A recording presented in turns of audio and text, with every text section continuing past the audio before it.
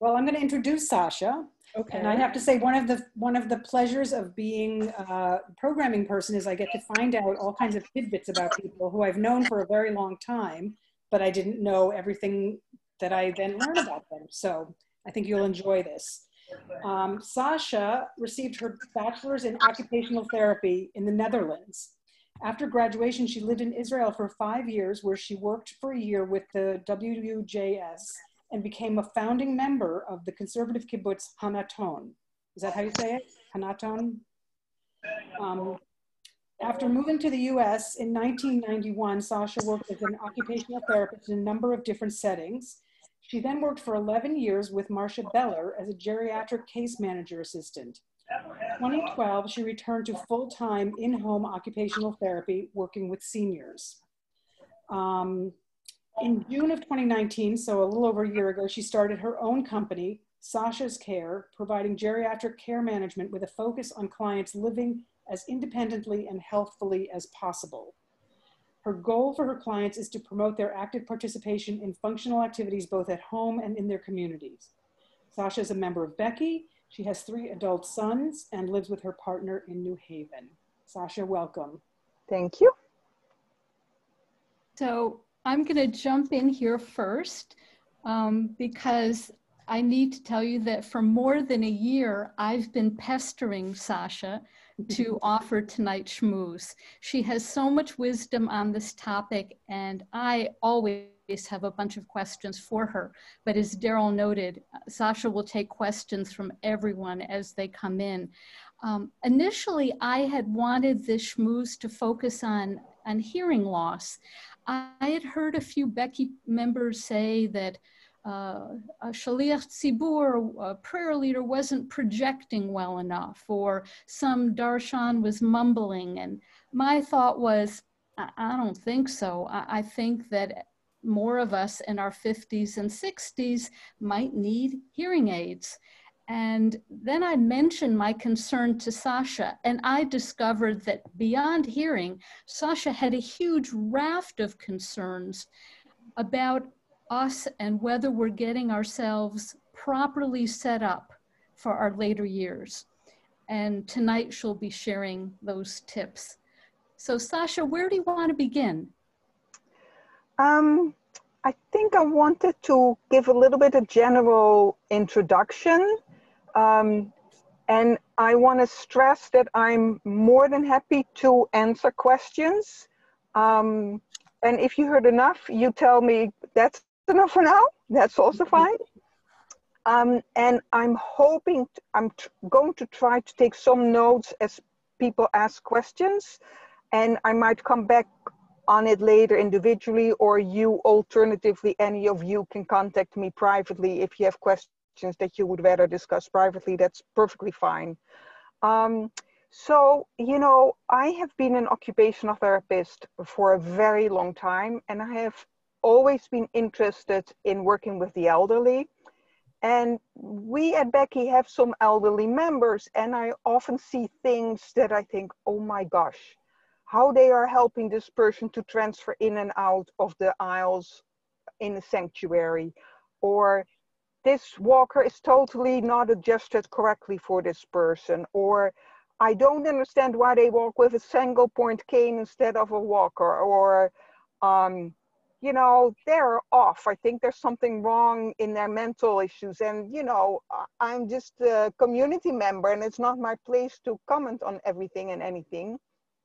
And so I appreciate having this forum to sort of give you some pointers as to what you can do now, what is considered normal aging, what is not considered normal aging, and how you can take that into account in your own lives. Rachel? Okay. Are you willing to talk a little bit about hearing loss and the larger issues of what when hearing deteriorates? So a lot of people experience hearing loss as they get older, and that actually begins earlier than you would expect. I think even in your 40s, 50s, people's hearing starts to diminish. the issue is not that you can't hear anymore or that you can't follow what is being said. The issue is that you are missing things that you are not aware of missing, that you have to put out more cognitive energy to follow what is being said, and that often people start to withdraw because it's too hard to follow what's being said.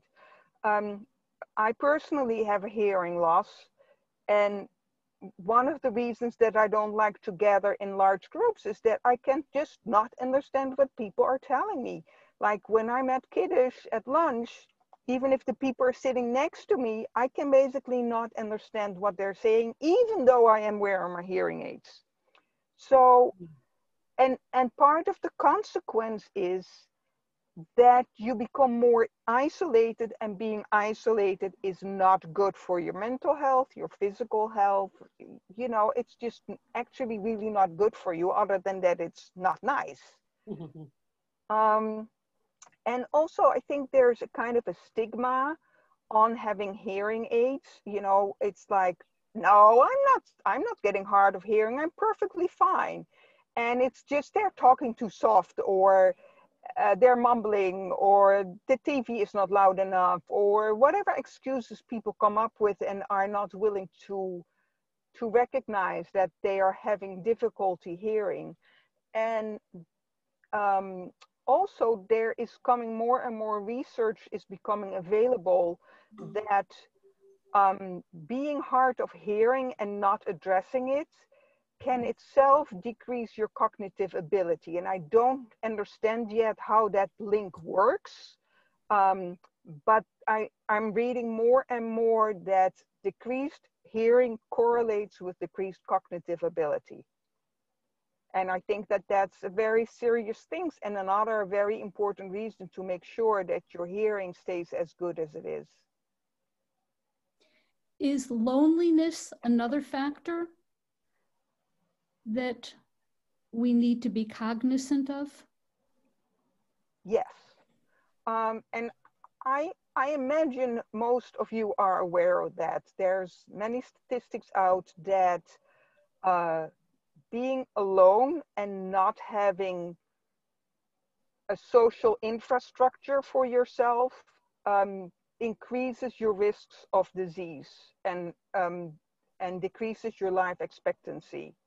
And whether that social interaction is your family, your religious affiliation, a group of friends that you always spend time with, that in itself is not important, but it's very important to have social connections and important social connections. Have real friends that you can rely on, that you can do things with, that you can do things for. And yes, loneliness is definitely not a good thing. Okay. I was told by someone that sitting is the new smoking.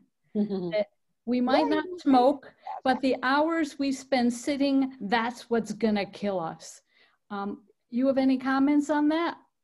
Well, so what happens when you sit is that there's many things that happen. First of all, of course, you're not really taxing your heart, right? Because you're not physically moving. You're taxing your heart maybe because you're putting some cognitive effort in, but you're not really moving. And so the condition of as in like the condition of your muscles deteriorates because you're not challenging your heart at all. And even when you go from sitting to standing, your heart needs to work harder to pump the blood through your body. And so if you sit most of the time, your heart accommodates to that. In general, it is so that all your tissues in your body, your muscles, your skin, your tendons, your bones, everything adjusts to the demands that you make on it. And so the other consequence of that is that when you are in a sitting posture all the time, the muscles at the back of your legs shorten, the muscles at the front of your legs lengthen, the muscles at the front of your hips shorten, the muscles at the back of your hips and behind lengthen. And so when you now try to stand up, it becomes harder to straighten out your legs and your hips. And you will automatically start to lean forward just a little bit. And so, and you know, people are on their screen a lot of the time, so they are starting to be more hunched over. And so the front of your whole body starts to shorten. And it's, you know, it's like a rubber band. If you don't stretch the rubber band for a while, it becomes really tight. So the same sort of happens with all the soft tissue in your body. And it becomes harder and harder to obtain that full range of motion. And besides that, there's the issue of stimulation. When you stay in the same environment, and that also applies to spending most of your time at home, you get less stimulation. There's a lower variety of sounds, a lower variety of visual input, a lower variety of demands being on your brain, as in where you have to pay attention. And so all of these things together just promote deterioration, actually. So it's really important to find yourself in different environments, in different positions. On top of that, when you sit down, at the underside of your thighs, there are both veins and nerves that pass through your knees. And when you sit on your chair, very often the edge of your chair, the front of your chair, will block the blood flow through those veins. And it will also often, squeeze is not exactly the right word, but squeeze the nerves. And so it can decrease your sensation. And, you know, altogether, that's just not a good picture. So there are many reasons why sitting continuously is not good. And if you find that you have a job or even a hobby that requires you to sit for extended periods of times, it might behoove you to set an alarm every half hour and just say, okay, I got to get up now. I'm going to walk to the kitchen for a glass of water, or I'll hang some laundry, or I'll clean up the table, do some dishes, whatever, you know. Just try to regularly stand up and straighten yourself out and do some activity. Thanks. If you were to give us some tips on which parts of our body we need to be most concerned about as we age, like it's going to be the hips that are going to go, the hip joints. Any particular target areas that if we were going to find time to exercise, those are the ones you really need to work on because they'll do us in if we don't? No, I don't think there's any particular area. I think it is very important to work on strengthening. I know a lot of people like to exercise with weights, and I personally am not a big advocate of weights, because when you use weights, very often people work especially on their arms and their legs, but they forget that when you use your arms and legs are connected to your trunk, the area between your chin and your bottom, let's say. And so you need a strong trunk in order to carry the weight of the weights you're using for your arms and your legs. And it is very important to maintain trunk strength. It is important for an upright posture. It is important for you to be able to use your arms and legs safely, because if you can't keep control of your trunk, like, for example, I have people who sit reclined in a chair all the time, and they have great difficulty walking. But the walking is not only because their legs are weak, their walking difficulties also because they can't keep their body up straight. They are reclined in that chair 10 hours a day watching TV. I mean, none of you do that, but I'm just giving you an idea of what happens, that you need that trunk control to walk up straight, to carry something, to be able to stand at your countertop and do some cooking, to hang your laundry. That all is based on trunk strength. And also something that went through my head but I didn't mention, when you sit bent forward in front of your screen, the muscles at the front of your body shorten, and that includes the muscles of your rib cage, the muscles that in between your ribs, and therefore it becomes harder for you to expand your rib cage when you inhale and to contract forcefully when you exhale, because there just isn't enough range for the muscles to do that. So I want you to be cognizant of the very big importance of working on trunk strengthening. And I want to explain to you what closed chain range of motion exercises are. So when you use a weight, I don't know if I can show, no, I can show you. You say you do elbow curls, right? You bring your hand to your shoulder and then you straighten your arm again, right? That's all very nice. But if you can't do that, so when you use a lot of weight doing that, you actually put a lot of force on the ligaments of your shoulder, even though you think you're only working your upper arm and your lower forearm. You really, all that weight has to be carried by your shoulder and by extension by your trunk. But what I like more is when you do closed chain activities. For example, that same movement you could do with TheraBand. TheraBand is a kind of an elastic material. It's about this wide, a strap. It usually is like 3-4 inches wide, depending on how, you know, what you buy. And you can tie it, for example, around the doorknob or loop it underneath your forefoot. And when it's like a big rubber band per se. And if you hold that in your hand and do that same curl, now all of a sudden you need to use your whole body, because if you don't, you're just pulling your upper body forward by pulling on that rubber band. So you now need to resist the force of that rubber band with your whole body as opposed to only your arm, or at least you think it's only your arm.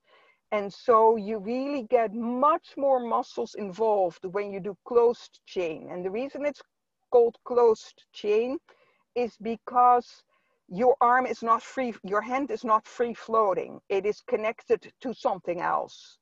And any closed chain activity will help with that. For example, you could stand next to a door, like pretend you're standing in the door frame and you're taking the place of the door.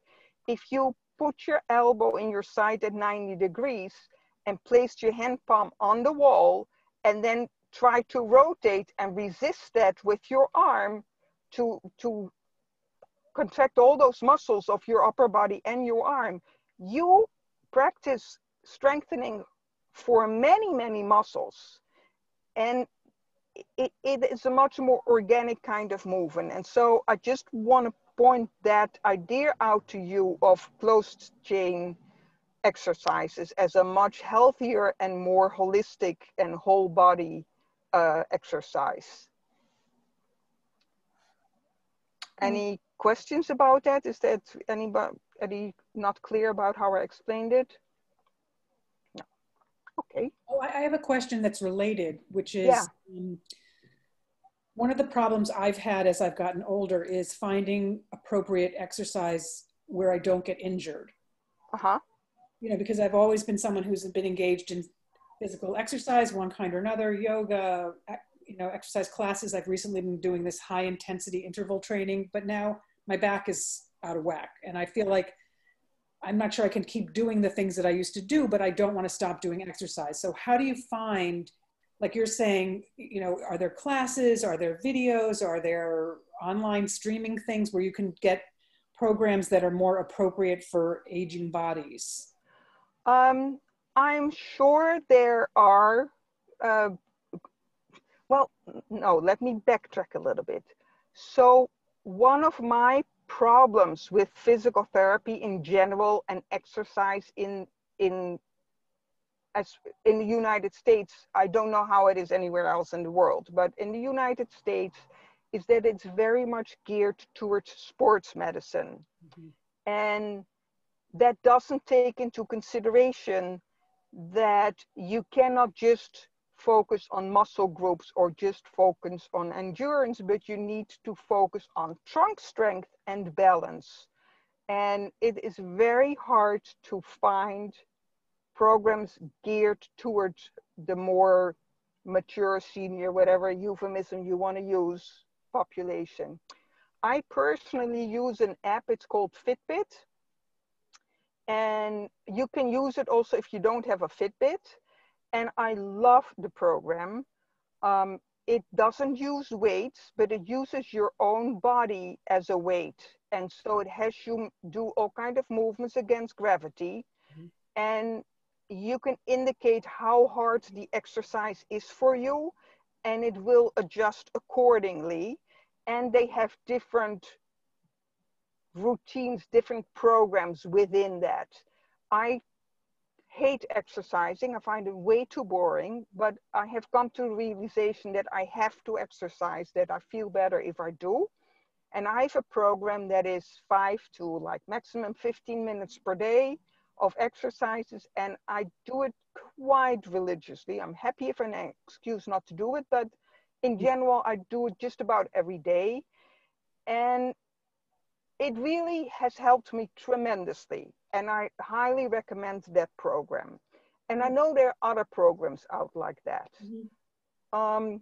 I have also started a yoga program, but I think that that is by far not as good and safe. The Fitbit program is really good exercises, safe exercises. It's well explained. It shows you a video of what to do. And again, it will adjust to your difficulty level and to what you will want to do. Like Bill, he does their 20 or 40 minutes routine every day or whatever he does, or he only does the cardio, or he only does the upper body strengthening, or you can pick and choose what you want to do. But I think that's a good app to use. Great. Sascha, a question for you as we look at where we're living as we get older. And, you know, if we start thinking about where do we want to live, and should it be a house that doesn't have stairs to go up to the bedroom? Is that a good thing or is that a bad thing? Because if you don't do stairs every day, you're not getting... You won't be able to do those stairs anymore. That's exactly right. So there are different things you need to think about. There is the location per se that you want to live. But there's also what kind of setting do you want to live? Do you want to live on your own? Do you want to live with your partner, your spouse, whatever? Or do you want to live in a congregate housing of some sort, whether that is senior living, beautiful apartments for seniors only. You know, there was a while ago a wonderful article on women in their 50s, 60s who are designing communities for women, because there are so many single women in their 50s, 60s, 70s who don't want to live on their own, but want to live together with other women so that they can keep each other company and keep living sort of as a family, if you will, complement each other's in their skills and their likes and dislikes. And I think it's very important to think about what you want for your future, and also to think about how you're going to get there. And that's on a social, emotional level, I think. And then there's also the physical stuff. I think that anybody in their 50s, 60s, and that's my personal opinion, When they move, they should and think that they're gonna live there for any amount of time. They should take into consideration that they will have difficulty walking, whether that may be for a short period of time or a long period of time. But you don't want to be found in a location where you cannot be because you have only one bathroom upstairs, or because you only have a half bath downstairs and it's too small to wash yourself. Or you always have to go down 3 steps to get to that bathroom because you have a split level. If you can make what you have, right? But if you have choices to make now, I would always encourage people to make sure that they can sleep, use a bathroom, preferably take a shower or a bath on the first floor level, or a level that you can reach with an elevator. And the other thing that I would very strongly recommend people doing is making sure that they have at least one walk-in or preferably ride-in shower in their house. If you are going to remodel your bathroom and you decide that actually you never use the bathtub anymore anyways, get yourself a ride-in shower, because it makes it just so much safer. Even if you don't need a wheelchair to get in there, there is no step to slip on, trip on. There is no rim that you need to get your walker over or your wheelchair over. It is just so much safer. Now, part of the problem in the United States is that the plumbers don't like to do it, because you need a drain in your shower and the water needs to flow down to that drain. Otherwise, you put your hallway in a flood, right? Mm-hmm. And so it's hard for plumbers to get the plumbing in such a way that you can indeed sink that floor a little bit so it goes on a diagonal to your drain. But I would highly recommend that for anybody who either moves somewhere new or remodels their bathroom. That's really, you will always be glad that you did that. Oh, and don't get built-in shower seats. They usually don't fit. They're usually too short, too deep, too high, too low, too whatever. They often rust. If you have a caregiver, they cannot wash your bottom or your back, because it usually means that you sit with your back towards the shower and they can't get behind you unless they get soaking wet. They don't work. Just don't get it. Just when the time comes, get yourself the shower chair that you need, and, you know, just buy one. My mother always told me that if I didn't stand up straight, I'd be like a bent over old woman. Is that true? Do we really need to practice standing straighter to help us in our senior years? You know, I think the answer is yes. So my mom is physically very strong, but she has a terrible back. And she always leaned on stuff. Like in the kitchen, she would always lean forward and, if possible, lean against the countertop. And now she basically can no longer stand up straight. She always needs a walker. She can do a few steps without a walker, but she can, because she's so bent over. And I catch myself, if I don't pay attention, I get scooped forward. And I find it really, really hard to keep reminding myself, oh no, I need to stand up straight.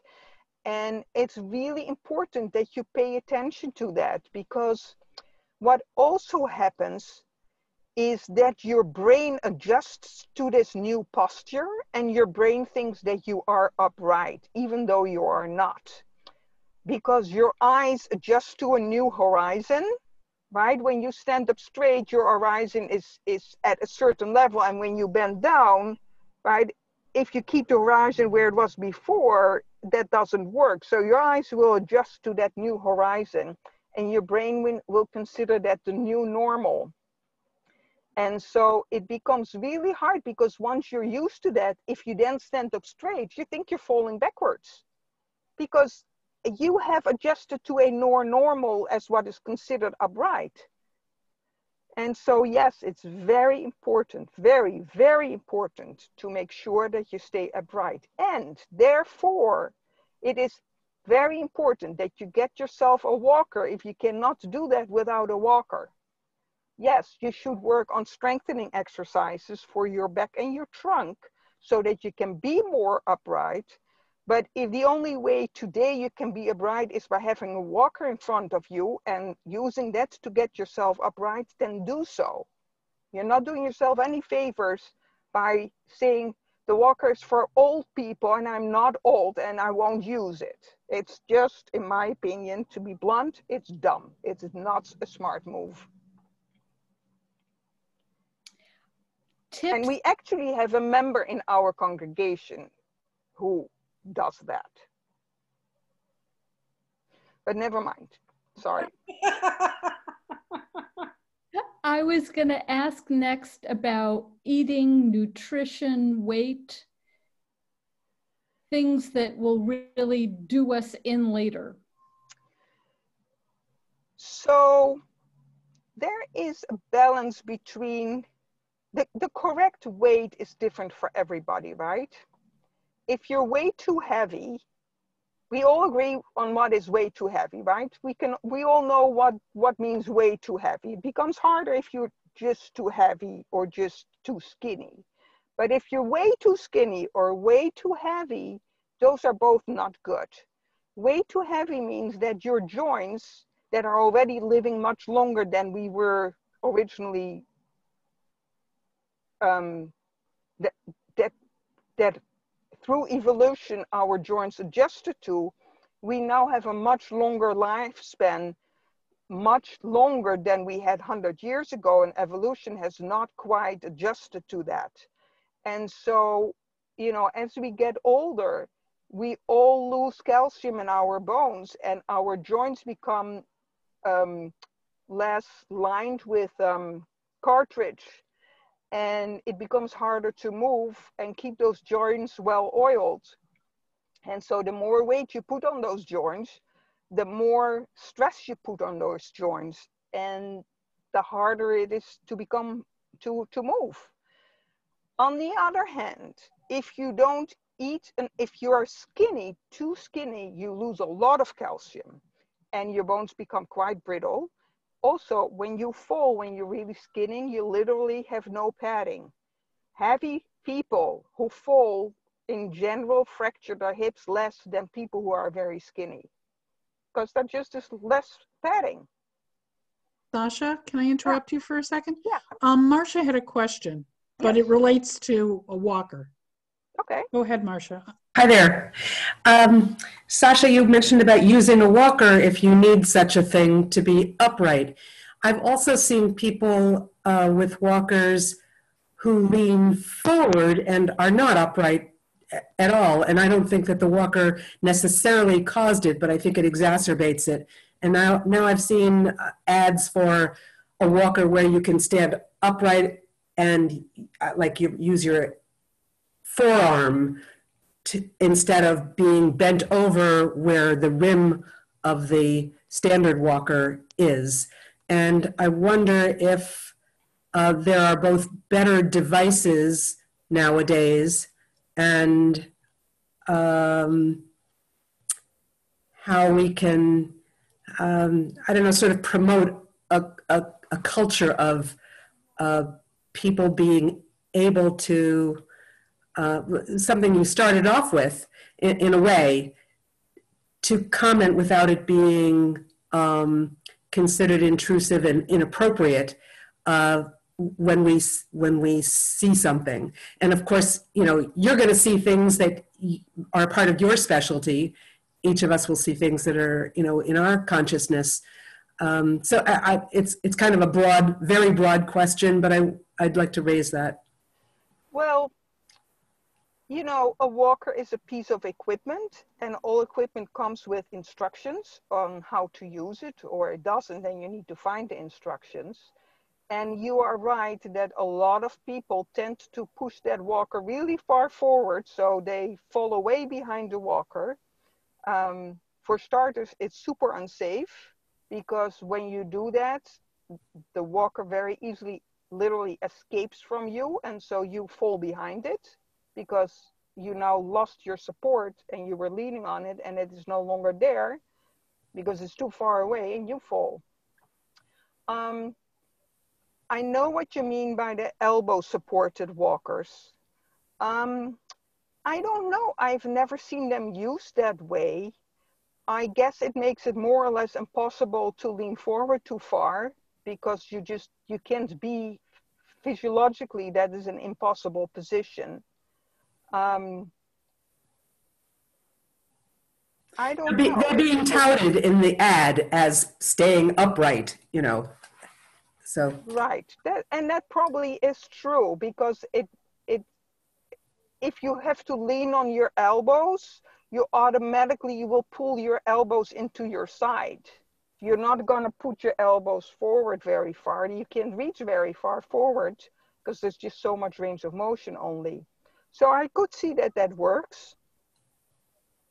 But I think it works maybe if you have to walk long distances, or if you walk outside. I could see that works quite well. But for example, if you use your walker in the kitchen, I don't see that working because you would bump into the things where your elbows rest on. If you want to move something on the counter from here to there with your walker in front of you, I don't think that would work. Whereas a regular walker you can keep with you if you need it indeed that much that you need a walker in your kitchen. Got it. So yeah, it makes sense that it would help you to be more upright. And the second part of my question, at least I want to raise for people to think about. How we could be a community of people watching out for each other in this way. So. You want me to respond to that, or you want me to if you like, for sure. Yeah. Well, I think it is a very interesting idea. I know that when you and I used to work together, one of the things we would occasionally talk about is that we would like to set up a house/home for elderly people in our congregation to live together, where they could get the care they need and still be able to go to school and still be part of the community, as opposed to be at an assisted living facility 10 miles away and they lose all their contacts. I think that is still a very interesting idea. And it is a way for us as a BEKI community to look out for our elderly. You know, I don't know who would take such an initiative, or, you know, but I think that is an interesting idea. I think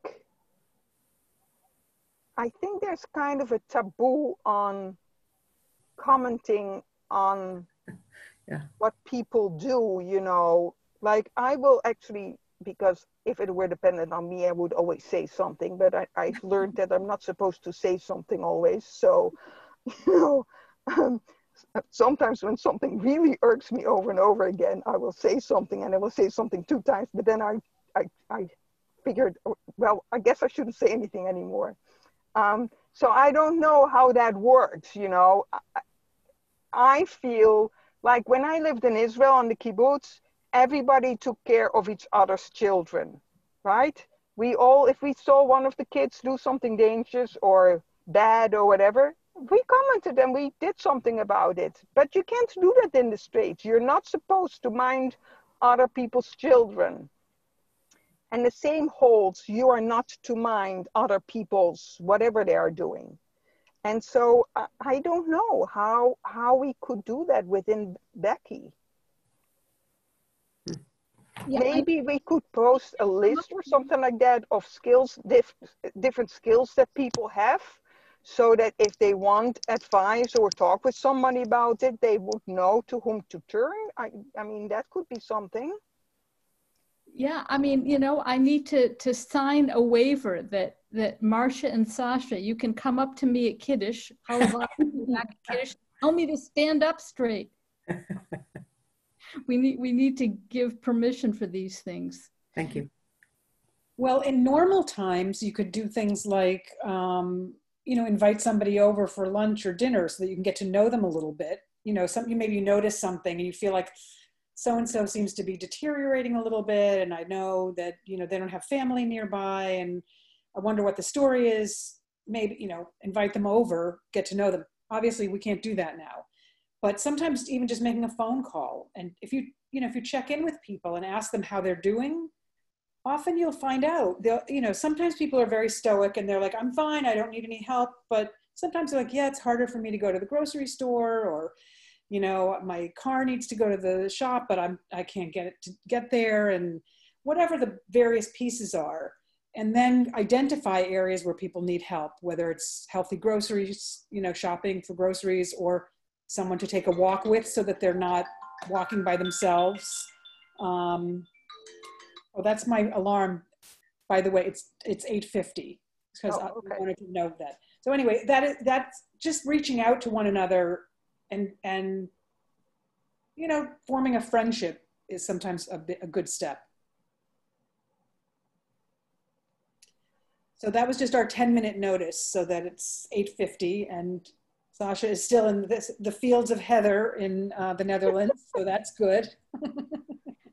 Sascha, before we wrap up, other things you think you want to mention about healthy heart? Yes, what I want to mention is that a lot of people accept changes in their body and changes in their functioning as part of aging. And many times that is actually not normal aging. And I want to encourage you that if you find that you cannot do something anymore that you used to be able to do a few months, a few years ago, don't accept that as normal. I think you need to, at a minimum, mention it to your PCP and potentially try to figure out why you can no longer do it. If you have aches and pains that you didn't have before, don't accept it as normal aging just because you're now 60, 70, 80. It usually is not normal aging, and there's something that should be done, has to be done, or could be done about it. And I think that that's really important to realize that age in itself is not an absolute indicator of how one functions. I work with people who are in their 90s and they can still drive. I see people who still clean their house. It's unbelievable, right?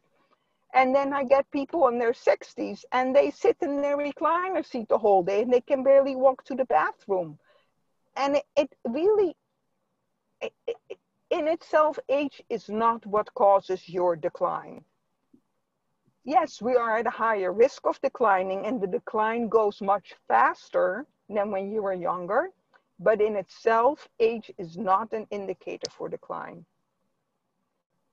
And you should not accept it as such.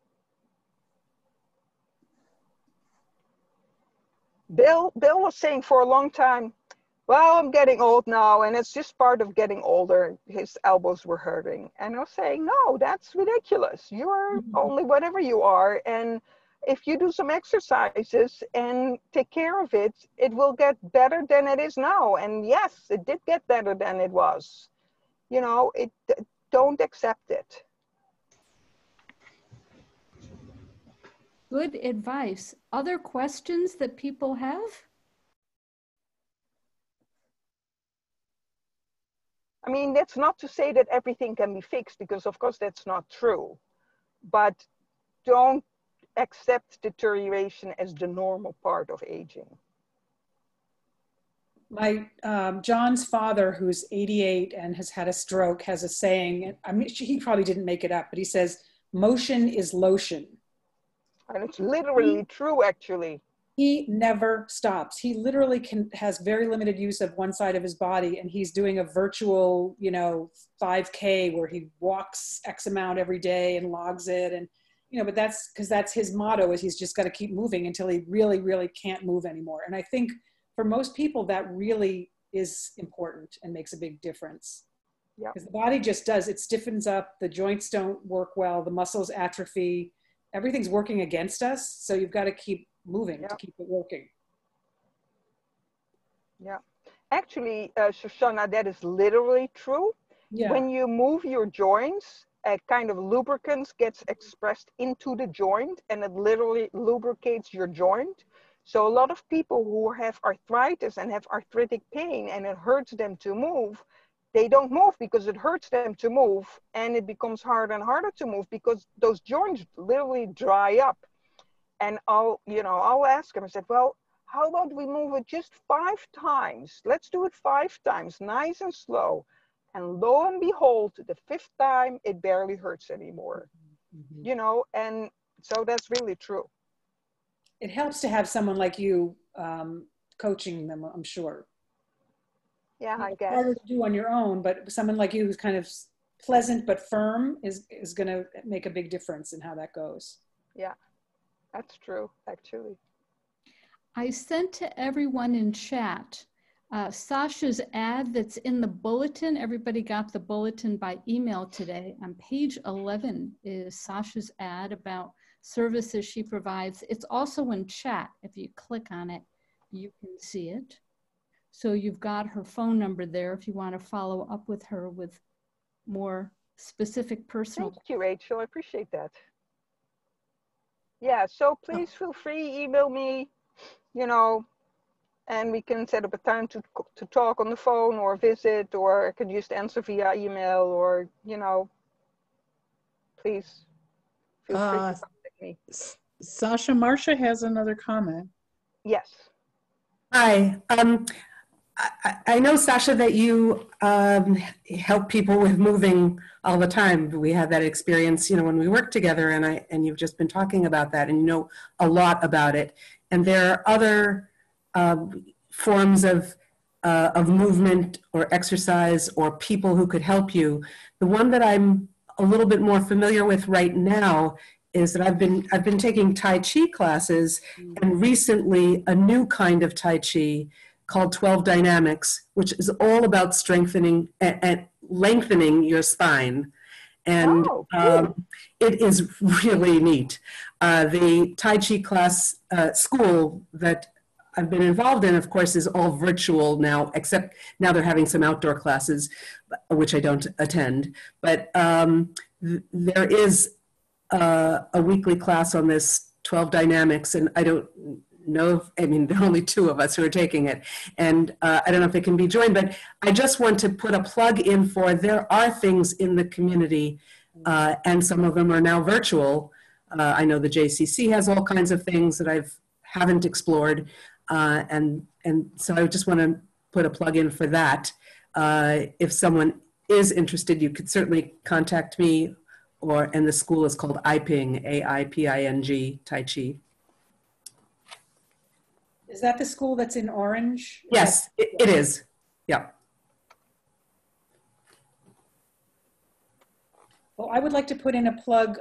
First of all, I'd like to say thank you to Sasha. This was really fun. And I actually have a feeling that we're going to need to do another one at some point, because I have the feeling a lot of people, it's the end of the summer, people are away, and I am sure there are other folks who would like to hear what you have to say. So we'll talk about that. Next week, we begin, a couple of things are happening. We're beginning our high holiday programming. And on Wednesday evening, we're going to be doing meditation with Robin Goldberg, which via Zoom as well.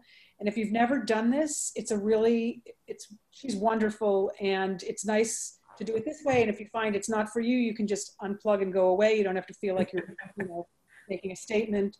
And it's a nice way to just kind of get relaxed and centered, which is also important at any stage of life.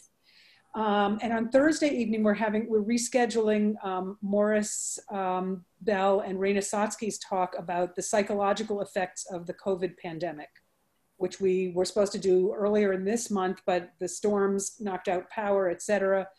And it's going to pick up a little bit what you've been talking about, because some of the issues that people are seeing are the after effects of isolation and being separate and decreased social interaction, and also the elevated levels of stress. And they'll have a more scientific way of explaining all of that. So that'll be Thursday evening at 8 o'clock. So just wanted to let people know.